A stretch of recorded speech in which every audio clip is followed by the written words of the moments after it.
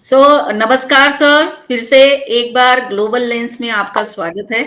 आज फिर से हम चर्चा करेंगे ऑपरेशन सिंदूर और ऑपरेशन सिंदूर से जुड़ी हुई जो भी बातें हो रही है उसके बारे में सर। सर कैप्टन महेश भकुनी साहब फिर से हमारे बीच में उपस्थित है।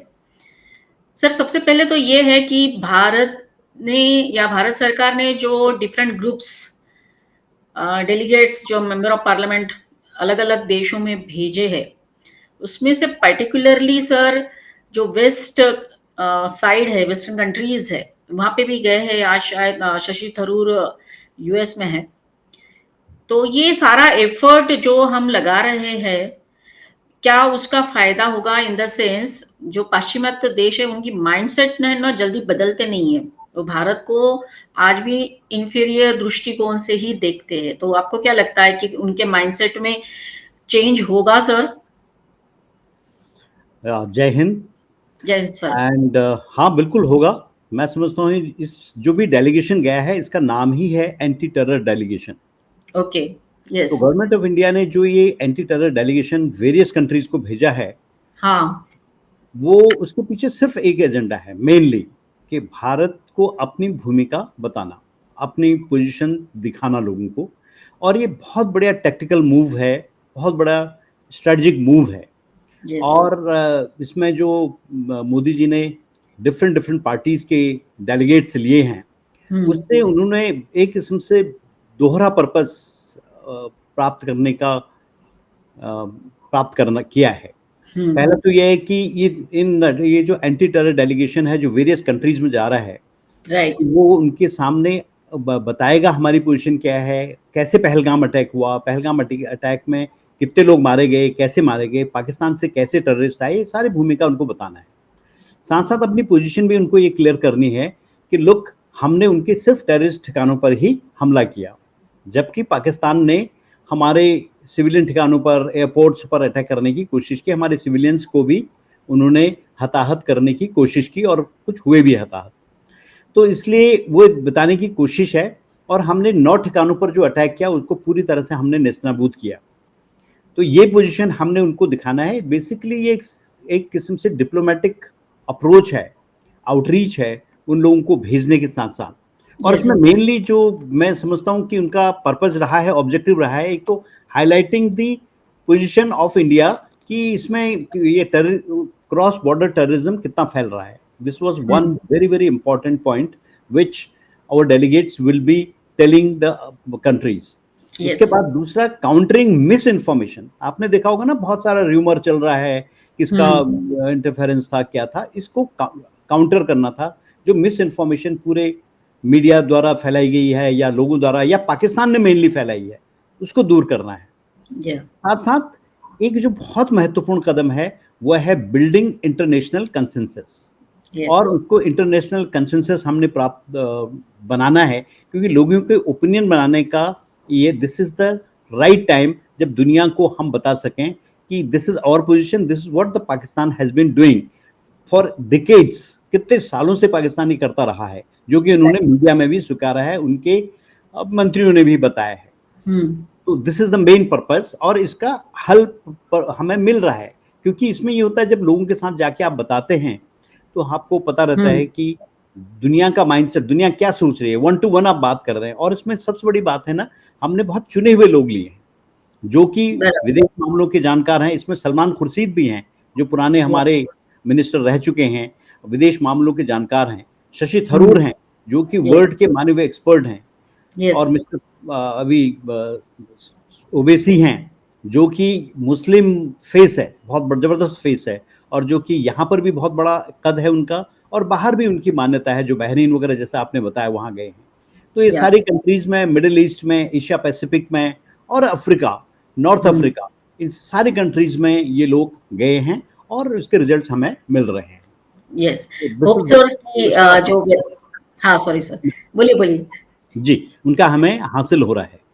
या मतलब ये एक बहुत बड़ा प्रयास है हमारा, जो वेस्टर्न माइंडसेट है हमारी तरफ देखने का, उसको बदलने का। साथ साथ सर आज भी ये जो वेस्टर्न कंट्रीज है ना, वो क्या बोलते हैं, टेररिज्म को इतना सीरियसली नहीं ले रहे शायद। इसलिए ये बहुत बड़ा प्रयास है, क्योंकि हम तो सर लगभग 78 ईयर्स से ये टेररिज्म को झेल रहे हैं। तो होपफुली ये उनका माइंडसेट चेंज होगा, राइट। सर दूसरी बात ये है कि ऑपरेशन सिंदूर तो कंटिन्यू है, ऐसा गवर्नमेंट ऑफ इंडिया ने बताया, हमारे प्रधानमंत्री जी ने भी बताया, लेकिन थोड़ा सा अभी उसको पॉज लिया है। तो इसके साथ साथ हम अभी इंटरनल जो हमारे सिक्योरिटी के जो प्रॉब्लम्स है उसको भी हैंडल कर रहे हैं सर। तो इसीलिए ये थोड़ा पॉज लिया है क्या सर, जैसे हम देख रहे हैं अभी वो? जी, ये सिर्फ जैसा हम महसूस भी कर रहे हैं, ये एक पॉज है। हमने इसको ऑपरेशन सिंदूर को एक पॉज का ही बटन दबाया है और यस। बाकी सारी प्रक्रियाएं हमारी चल रही हैं। हमने बराबर। पाकिस्तान को ट्रेड के पॉइंट ऑफ व्यू से बिल्कुल रोक दिया है। हमारा जो सिंधु जल की ट्रीटी थी वो उसको स्टॉप कर दिया है। साथ साथ हमें उसको डिप्लोमेटिकली हम उसको आइसोलेट भी कर रहे हैं। ये भी एक ऑपरेशन सिंदूर का हिस्सा है। राइट। और बाकी हमने चीज़ें उन्हें बता दी हैं, जैसे हम बात कर रहे थे कि 3 चीज़ें हमारे पास हैं जो हमने हमने उनके सामने रखा है कि एक तो हम टेरर और ट्रेड साथ नहीं चल सकते, ये हमने क्लियर बता दिया है। बराबर। दूसरी बात हमने ये भी कहा है कि any act of terrorism will be taken as war. तो हम जब भी कोई हरकत करेगा वो उसको माकूल जवाब देंगे। साथ बराबर। साथ हमने कहा कि हम सिर्फ पीओके पर बात करेंगे और किसी बात नहीं। ये तो बहुत बढ़िया शर्तें हमने रख दी हैं। तो और यस सर। पाकिस्तान साथ साथ अभी एक भय की हालत में है, कब क्या हो जाए। ये राइट। हमने एक असर्टिवनेस दिखाई है, हमने उसको यस। दिखाया है, उसको एक किस्म से पोस्चरिंग की है हमने। ये राइट। पोस्चरिंग बहुत ज़रूरी था और इसी वजह से हम लोग पाकिस्तान को अभी डराए हुए हैं और उनके अंदरूनी हालत ही ऐसी है कि वो अपने आप में बहुत कमज़ोर हालत में हैं। यस। सो इसीलिए शायद सर ये जो हम लोग बता रहे हैं इंटरनल सिक्योरिटी भी बहुत इंपॉर्टेंट है, क्योंकि हमारे देश में कितने सारे इलीगल बांग्लादेशी रोहिंग्यास ये सारे हैं, और अब उसका प्रोसेस स्टार्ट हो चुका है। इवन सुप्रीम कोर्ट ने भी बोला कि भारत कोई वो नहीं है, धर्मशाला नहीं है कि कोई भी आकर यहाँ पे रह सकता है। तो ये बहुत बड़ा एक मूव है ऑपरेशन सिंदूर के अंतर्गत, ऐसा लगता है सर आपको? बिल्कुल, आप सही कह रहे हैं। इनफैक्ट मैं तो एक बात ही मानूँगा कि if your leader is strong, अगर आपका परिवार का मुखिया मजबूत होता है, तो आस-पास सारी चीज़ें रास्ते में आने लगती हैं। दे फॉल बराबर। In place. Supreme yes. Court भी अब सही बातें बोल रहा है, जो कि बीच में हमने माननीय सुप्रीम कोर्ट के अगेंस्ट तो हम कुछ बोल नहीं सकते। कह सकते। लेकिन ये है कि supreme court is also talking in the favour of the country. और या। साथ-साथ जो जासूसों को पकड़ा जा रहा है जगह-जगह से, आपने यस। देखा होगा, योगी जी का भी आपने तेवर देखा होगा, हमारे मुख्यमंत्री सारे लोग अलर्ट हैं। ये यस। ऑपरेशन सिंदूर का ही तो एक रूप ये। है यस। कि जासूस पकड़े जा रहे हैं और जगह-जगह अभी टर्की से हमने जो भी टर्की से सामान मँगाते थे या देते थे, लेते थे, सारा कुछ हमने बंद कर दिया है। अब बराबर। तो ये हालत हो गई कि कई लोगों ने ऑपरेशन हुँ। सिंदूर का भी ये मैं कहूँगा कि आगे है कि आज मोदी जी का अगर आपने भाषण सुना होगा मन की बात में, तो हुँ। लोगों ने बिहार और अन्य राज्यों में लोगों ने अपने बच्चों का नाम सिंदूर रखना शुरू कर दिया। मैं समझता हूँ सिंदूर का ही इफ़ेक्ट है। और यस। साथ-साथ ये भी है कि सब जगह लोगों ने कहा कि हम शादी अपने देश में करेंगे। और मैं कहीं पॉइंट्स मैंने नोट किए थे, उसमें वो कहते हैं शादी अपने देश में करेंगे, ट्रेड अपने देश में करेंगे, बाहर की चीज़ें हम नहीं लाएँगे। और साथ-साथ वो तिरंगा लेके लोग निकल पड़े हैं और सोशल मीडिया पर जगह-जगह गीत गाए जा रहे हैं, छोटे-छोटे बच्चे चित्र बना रहे हैं। इसे हुँ। ये ऑपरेशन सिंदूर का ही तो हिस्सा है, जो चल रहा यस। है। एक राइट। और कई लोगों ने अपने, जैसे मैंने बताया, बच्चों ने अपने नाम, परिवार वालों ने अपने बच्चों का नाम सिंदूर रखा है। तो अभी ये भी तय हुआ है कि देश में खिलौने हम अपने देश में लाएँगे। हाँ, yes. This is all part of, छुट्टियाँ हम अपने देश में मनाएँगे, शादियाँ हम अपने देश में कराएँगे। जो डेस्टिनेशन वेडिंग होती थी, वो बाहर होती थी। तो ये बहुत बड़ा परिवर्तन है और हाँ। भारत के शिल्पकार का ही बना हुआ हम खिलौना लेंगे। यस। ये सारा कुछ बताया है, आज मोदी जी ने भी बताया कि इस ऑपरेशन सिंदूर का ही तो ये हिस्सा है, ये राइट। कंटिन्यू है। मैं राइट। समझता हूँ जब तक ये भावना है, अमूर्त कार में हमारे अंदर है, हमारा जोश है, हमारे बात करने का तरीका, हमारे आगे बढ़ने का तरीका, this is all part of operation Sindoor. तो ऑपरेशन यस। सिंदूर लिटरली हमने अभी रोका है, राइट। लेकिन ये कंटिन्यू है। यस। सर आपने जैसे बताया अभी कि मतलब पीओके की बात करना है अभी हमको, मतलब प्रधानमंत्री जी ने भी यही बोला, बात होगी तो पीओके के ऊपर ही होगी। जी। तो जब ये बात हो रही है सर, तो इनडायरेक्टली ये मैसेज चाइना को भी गया। 100% मैम, बिल्कुल बहुत अच्छी बात कही आपने। क्योंकि पाकिस्तान ऑक्युपाइड कश्मीर तो है ही, लेकिन हाँ, जो प्रदेश चुराया है पाकिस्तान ने भारत का, वो चोरी का माल उधर बेच दिया चाइना को थोड़ा, पाकिस्तान ने। आप ने बहुत सही पॉइंट उठाया है। इनफैक्ट चाइना भी हिला हुआ है। कुछ हाँ। दिनों से आपने देखा होगा, बहुत पहले चाइना ने अपने आप विड्रॉ करना शुरू किया था। एक मैंने पिक्चर देखी थी, एक वीडियो, एक वो देखा था, मोदी जी ने जब अपना पोस्चर दिखाया, पहले की तरह नहीं कि वो बॉर्डर पर हाथापाई में उतर आए। अब चाइना के लिए सबसे बड़ा सेटबैक ये है कि चाइना को JF-17 वो है, चाइना का जितना भी माल है, जो भी उसका वेपनरी थी, वो सारा नेस्तनाबूद हो गया। तो चाइना को एक झटका तो ये है, उसकी बड़ी बेइज्जती हुई है इंटरनेशनल लेवल पर। अब उनके सरप्राइजिंगली, आपने अगर कल सुधांशु त्रिवेदी जी का स्पीच सुनी हो कल रात को आपकी अदालत आपकी में, अदालत में ही आए हैज थे। टोल्ड, उन्होंने बताया कि उनके जितने भी चाइना की ये कंपनीज थी, उनके सबके शेयर डाउन हो गए। This is a big setback for China. देखिए, यस। किसी बड़े देश के लिए बहुत बड़ा नुकसान होता है। दूसरी बात, अमेरिका को भी सेटबैक लगा है। उनका F-16 को हमने नेस्तनाबूद कर दिया, उसको हमने नजदीक नहीं आने दिया। तीसरी बात यह है कि वहां के टर्की के जितने भी वेपनरी थी, जितना भी उनका ड्रोन से 400 ड्रोन, एक भी ड्रोन काम नहीं आया। राइट। वो और बड़ी बेइज्जती हो गई है उनकी बड़ी तो। बेइज्जती हो गई। अब हम चाइना पर आते हैं। Since you told about China, China का क्या है, जो सीपैक है, right. China Pakistan economical corridor जो है, ये जम्मू एंड कश्मीर ऑक्यूपाइड से निकलता है, पीओके से गुजरता है। तो इसमें यह है कि अगर हम पीओके को ले लेते हैं, तो ये उनके लिए बहुत बड़ा सेटबैक है। और चाइना का पूरा ट्रेड में, और चाइना को जितने भी इससे इकोनॉमिकली फायदा होता है, उसका नुकसान होगा उसको। इसलिए चाइना पर भी एक इनडायरेक्टली बहुत बड़ा प्रहार है। हेलो, आ रही है आवाज?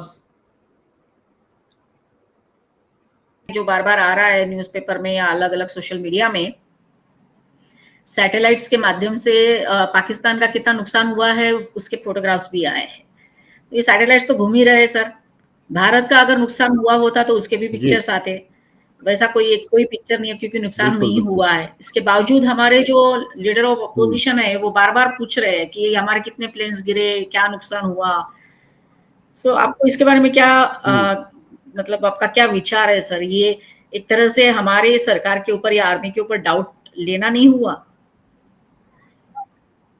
हाँ, तो पहले तो मैं ये कहूँगा कि एक अपोजिशन का एक काम होता है, लीडर ऑफ अपोजिशन का सवाल पूछना, जो कि Rahul Gandhi being an leader of opposition उनका अधिकार है। अब साथ-साथ उनके क्वेश्चंस जो हैं, हालाँकि इतनी बार बताया है, इतनी बार उनकी प्रेस कॉन्फ्रेंस हो चुकी है, सारे सवाल वो एक ही तरह के रिपीट करते हैं। अब नाउ उसमें समस्या ये है कि राहुल गांधी जी की जो इमेज अभी है, वो भारत में और विदेश में उनको कोई भी सीरियसली नहीं लेता। इतना अच्छा अपॉर्चुनिटी उनके पास है, as a being a leader of opposition, वो वैलिड सही ढंग के सवाल कर सकते हैं, क्योंकि वो बाहर जाके भी देश की जो छवि है उसको खराब करने के लिए तुले रहते हैं। तो इसलिए उनके सवालों को भी अभी यहाँ कोई गंभीरता राइट। से नहीं लेता। अब वही सवाल वो पूछते हैं, कहीं पर प्रूफ मांगते हैं, वही सवाल पूछते हैं कि कितने जहाज गिराए, जबकि इतनी बार हमारी भारतीय सेना ने अपने हुँ। कॉन्फ्रेंस में बता दिया है। वो सवाल उनको करने की वजह है कि वो बहुत अनिजी हैं, अपने आप में बहुत असहज हैं। तो एक लीडर ऑफ अपोजिशन जैसे हमारे अटल बिहारी वाजपेयी, ये बड़े-बड़े लीडर हुआ करते थे, जिनके पास एक गंभीरता थी, एक मैच्योरिटी थी, एक कद था। राहुल गांधी अपने आप को for the sake of asking questions, वो सवाल पूछते हैं कि मुझे कुछ पूछना है, बीइंग अ या लीडर ऑफ अपोजिशन। तो इसलिए उनके जो भी क्वेश्चंस हैं, क्योंकि जब भी आप अपोजिशन सवाल पूछती, तो ऐसे सवाल पूछती ताकि रूलिंग पार्टी या भी कंट्रोल्ड रहे, रूलिंग पार्टी कहीं भी अपनी हदों हुँ। को पार न करे। ये एक काम। अपोजिशन पार्टी का काम होता है, चाहे वो यस। पार्लियामेंट में हो, कहीं भी हो। लेकिन दुर्भाग्य से हमारे पास जो लीडर ऑफ अपोजिशन है, वो हुँ। मैच्योर नहीं है। उनके बारे में इतने सारे जोक्स बने हैं, तो जनता उनको गंभीरता से नहीं लेती। वही बात जो अभी प्रेजेंट में सरकार है, वो भी उनको उतनी गंभीरता से नहीं लेती, क्योंकि वो सवाल ही ऐसे करते हैं कि जिनका कोई जवाब या तो अनेकों बार दिया जा चुका है, या जिनका जवाब नहीं दिया जा सकता, या वो खुद ऐसे सवाल पूछें जो क्रिएटिविटी वाले हों, जो देश को एक यस, दिशा में ले जा वो तो सके। सर अभी मतलब बिल्कुल। ये बोल सकते हैं ना कि अ, सवाल पूछना है इसलिए पूछना है।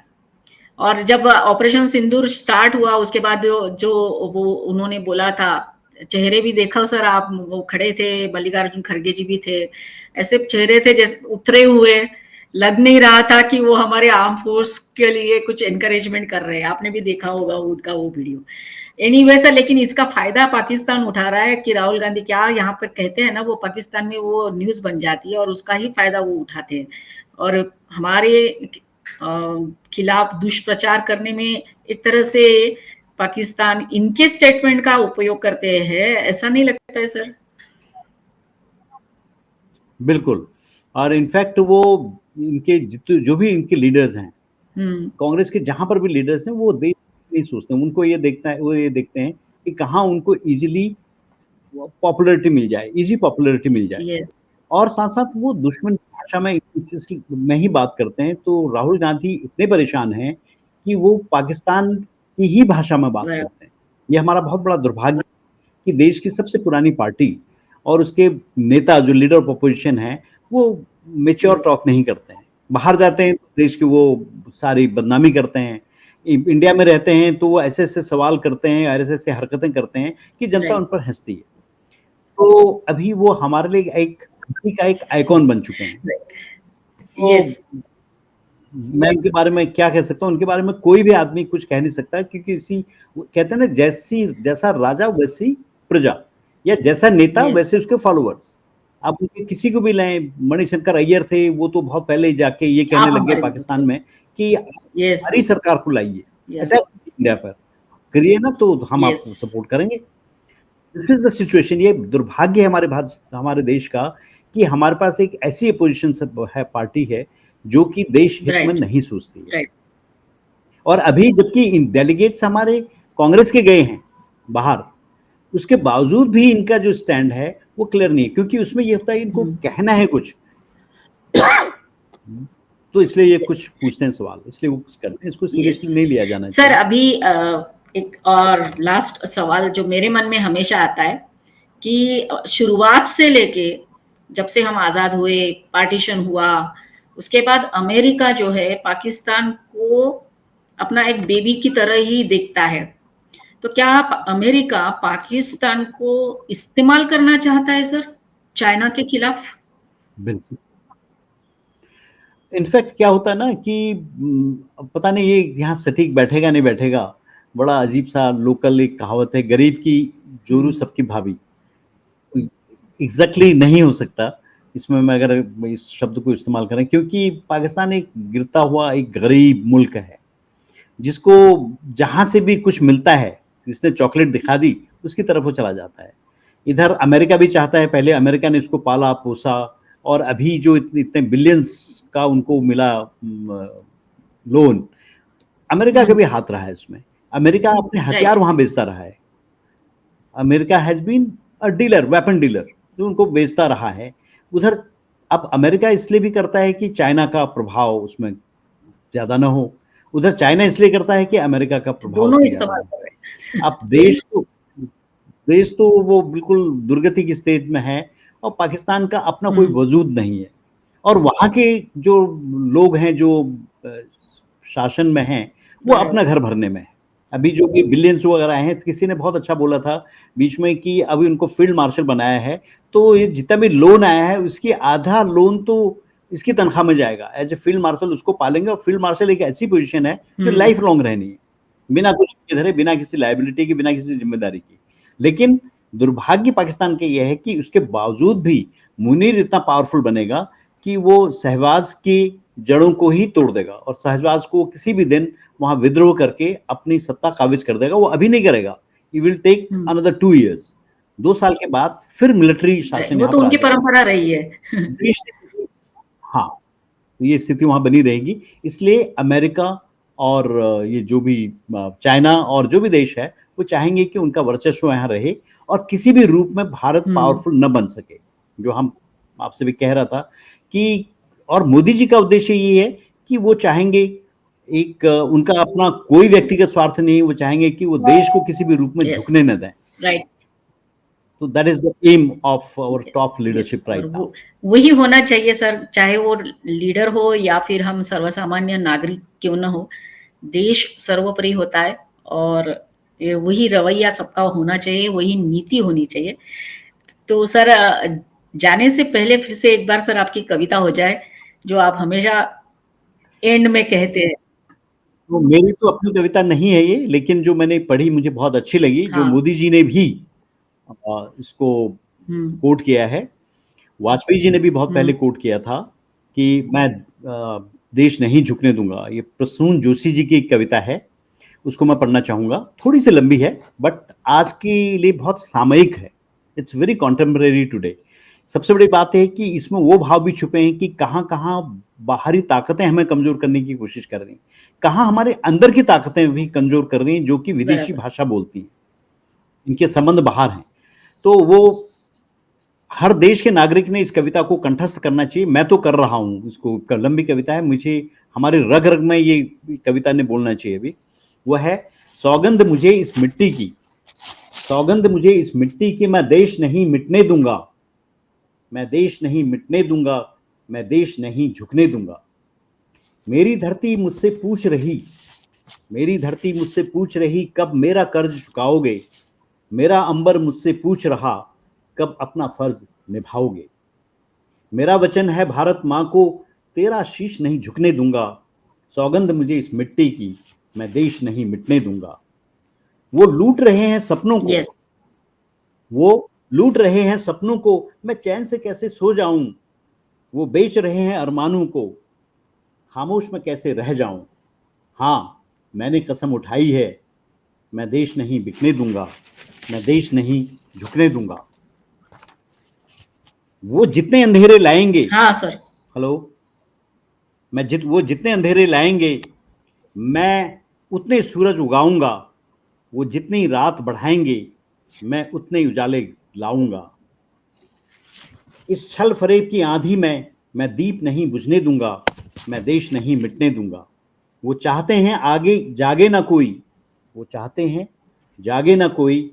ये रात ये अंधेरा यूं ही चले, हर कोई भटकता रहे यूं ही, और देश यूं ही लाचार चले। पर जाग रहा है देश मेरा, पर जाग रहा है देश मेरा, पर जाग रहा है देश मेरा। हर भारतवासी जीतेगा, हर भारतवासी जीतेगा। माओ बहनों की अस्मत पर गिद्ध नजर लगाए हुए हैं। हर इंसान है यहाँ डरा डरा, दिल में खौफ जमाए बैठे हैं। मैं अपने देश की धरती पर अब दर्द नहीं उगने दूंगा, मैं देश नहीं झुकने दूंगा। आखिरी लाइनें हैं, अब घड़ी फैसले की यस। खाई आई है, घड़ी फैसले की आई है। हमने है कसम अब खाई, हमें फिर से दोहराना है और खुद को याद दिलाना है।